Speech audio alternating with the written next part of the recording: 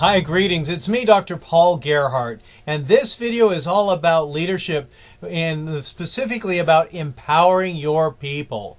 If you empower your people, I tell you now that this video is going to be a little bit longer, but empowering people and really learning how to have the right insights and skills in an empowering people could have amazing results. So let's get into what this video really is all about. It really is about recognizing the value of allowing employees to participate and make a positive impact. And it really starts with believing in your people. If you are not empowering people to the fullest extent that you possibly can, you probably have lower levels of motivation than you probably even realize. So paying people well is not the best motivator. We've found that over and over again. Giving people stock ownership, that doesn't always do it either. You really have to be a smart leader and really understand some of the subtle nuances of what it takes to really maximize the diversity of the people on your team. So that's what empowerment really is all about. It's utilizing people and helping them make the best decisions possible. You know that you have a problem with not empowering people if you have people who seem like they're disinterested in the workplace, or if they are absent or leaving your organization at higher rates than in other types of organizations. Are people really loyal to you, and do they really possess true team spirit? And then if there's a lack of communication, again, that's another sign that you may not be doing an effective job as a leader as you really need to be doing. And yes, I'm pointing the finger at you. If you want to be an effective leader, you really have to understand all the nuances to what makes people thrive. And you have to be able to look for signs of when people are not their best, because that really could be your fault. Most likely it is your fault. Are there people, do they have low levels of pride? Are costs high because wastes are high and people are doing things in an inefficient way? Is there a lack of emphasis on quality and service improvement that really needs to be done? Any number of these questions that I've just asked are an opportunity for you to really be thinking about the fact that you may not be empowering people as much as you possibly can. Let's face it, people generally speaking want to work and they want to give their best. But if you as a leader aren't doing what it takes to really maximize what people can bring, then you are an ineffective leader, or could be a more effective leader. Yeah, I know, I'm pointing right back at you. I'm sorry. So, you're still with me. Really think about yourself as a leader. Jack Welch, the former CEO of General Electric, who turned the company around, really had a lot of wisdom that he shared with people. And essentially he said to choose the right people, allocate the right money, and then make sure that you're transmitting ideas from one group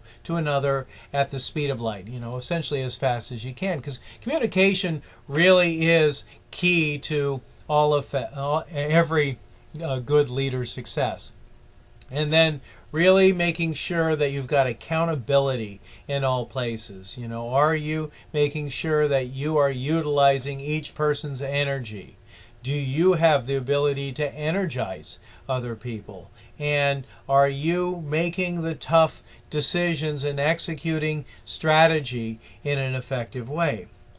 So it really, everything has got to do with energy and the choices that we make. And we really need to be able to utilize the people in our organizations as much as possible, or we're causing waste. And it's our fault as the decision makers and leaders in organizations. So more about Jack Welch, he really found that bureaucratic management really isn't very effective. If you feel like you are in a bureaucratic environment, or you're creating a bureaucratic environment, you really need to rethink what it is that you do. You're probably not utilizing your people to the fullest. Really make sure that you've got the right reward systems in place. When was the last time you praised the people that work for you? As was it behind the scenes? What kind of things are going on? Are people arguing?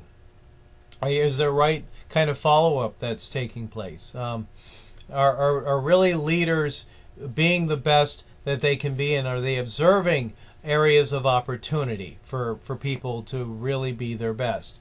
Here's some principles that write these down in order to create an empowered workplace. Number one, trust people. Trust is the glue of all relationships, and it really does create speed, efficiency, and effectiveness. So really trust your people. Invest in people. Give them what they need. That could be help them have constant skill building. Training is one of the most important investments that you can make in your people, but allow them to feel like they are and be the best in their industry. So what are you doing to make sure you've got the proper investment in your people? Are you recognizing their accomplishments? Celebrating small wins is so important. Everybody needs to be praised. That way they understand what your expectations are so they can continue doing those. Decentralize the decision-making process. Involve the right people in your decision-making process, and really have the perspective that work is a cooperative effort. It really is about the team, and you really have to believe it's about the team. So employees need to really feel like they are an empowered organization. That really helps ensure that they'll do everything possible in order to create success.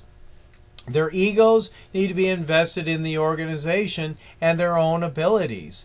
And the results truly will be victorious for each individual because they want to be successful, and as a result of their success, the organization is successful, right? So really take a look at the different processes and ask yourself, am I empowering employees or am I disempowering employees, or not empowering people enough in decision making, performance planning, policy making, problem solving, taking initiative, clearly defining roles, setting standards. There really is no limit to how much power that you can give to people if you've got the right controls in place and give them the right training and the right resources. So you're limiting your own success if you haven't thought about how empowerment really can affect your success. Think about the importance of communication. Most preferred sources of communication truly first come from your supervisor, then small group meetings, top executives, policy handbooks, orientation programs, newsletters, those types of things. So there's a lot of way to get the information out. But of course, the number one resource for information for most employees are the immediate supervisor. And second, believe it or not, is the grapevine. So people will really be talking to each other on the side. And don't forget about making sure that the documentations and the policies and procedures that are in place really help people understand. And having reminders like bulletin boards and posters, those kinds of things really help people understand what's important. So having processes in place that help streamline how things are done, and empowering people to stay focused on what needs to be done because they know. So fill that need to know gap. Give employees what they know. Essentially, one, they need to know what the grand plan of things, the purpose, values, and what the strategies are. Let them know what's expected of them personally and why it's so important. And then give feedback on individual performance and then recognition. The more you praise, the more you'll get back from people, for sure. It helps motivate people and it helps clarify what's expected. Don't be a top-down leader all the time, as I've said in other videos. You really make sure that you are listening. You do need to recognize that you're ultimately being held accountable, but you can empower people so that they can be accountable for making things happen the right way, because that's why you hired them, right?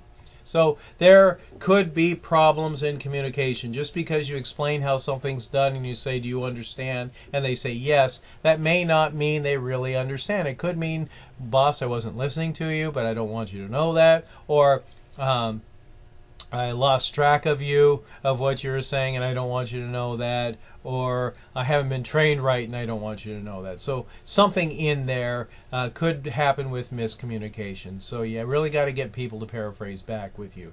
You know that there are certain things that cause problems with communication, and that includes distance, distortion, fear, trust, size, the organization, how complex what it is that your message is, and conflict.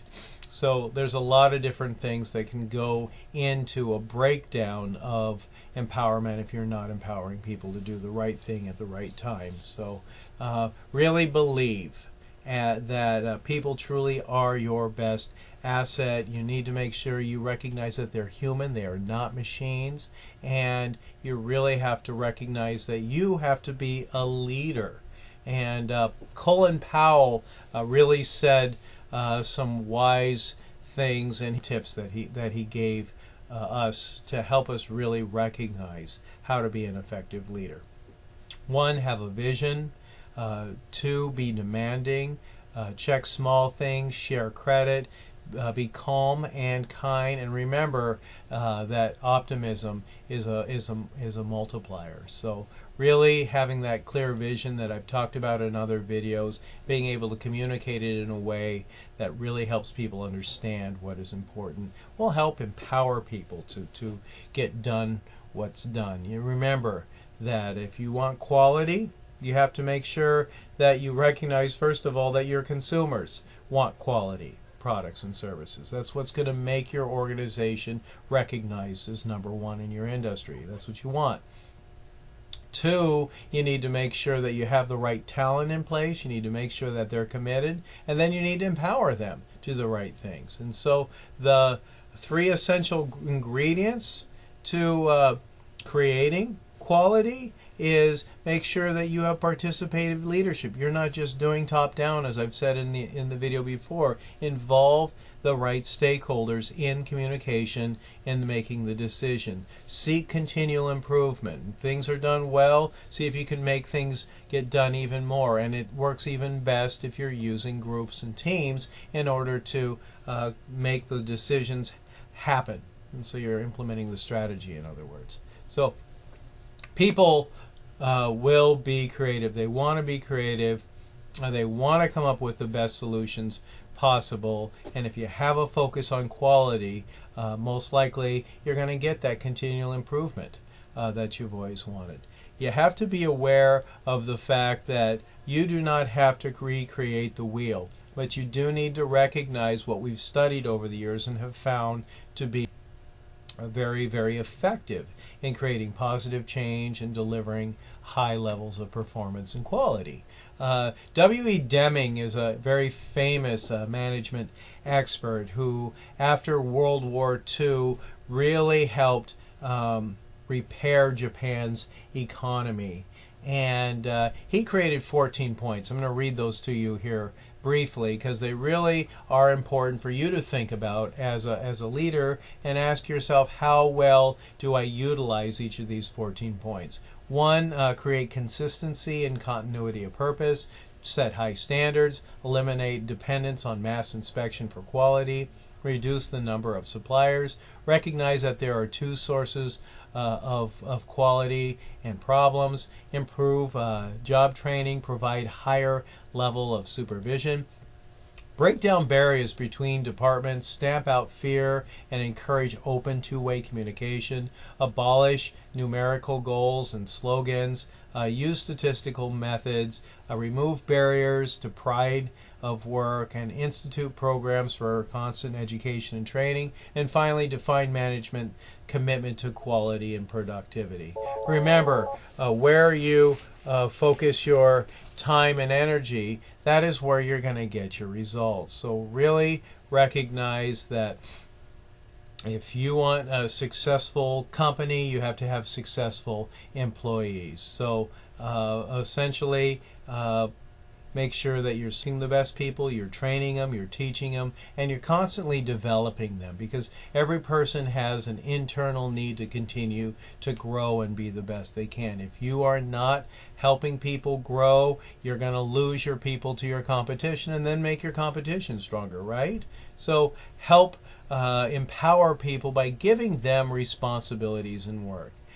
Some very successful companies that have done this, like Texas Instruments, they recognize the value of simplification training and solving manufacturing problems that improved productivity. At AT&T, they had job enrichment programs that increased motivation and employee output. Some experiments were done over the years on participative management, and they found that management attitudes affected outcomes, that truly employees must be viewed as important assets. Employees must be given increased scope of control, training in human relations, problem solving, and decision making really makes a positive difference.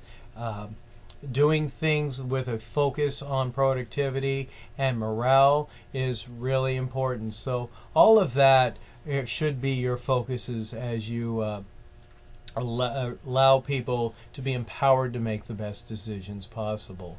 Do focus on quality.